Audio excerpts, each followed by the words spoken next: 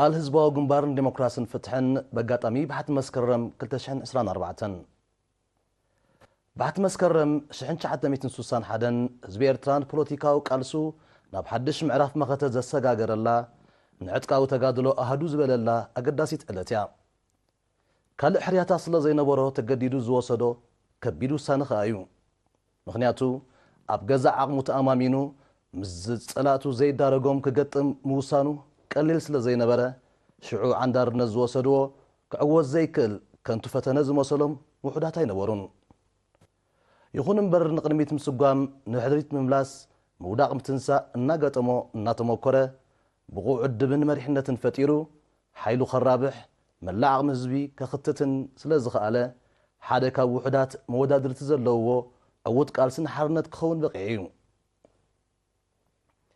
እዚ ን30 ዓመታት ዝተኻየደ መሪር ተጋድሎ ብውሽጣዊ መሓለኻታትን ዝበራረዩ ዝርያታትን ከቢድ ዋጋ ዘኽፈለና ይኹን እምበር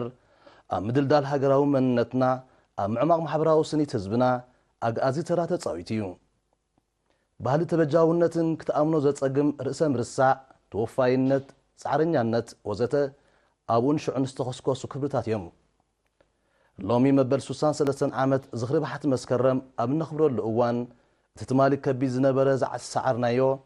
እዚ ሎሚ እውን ከቢድ ዝመስለና ግድላት ህንፀት ሃገር ኣውራ ድማ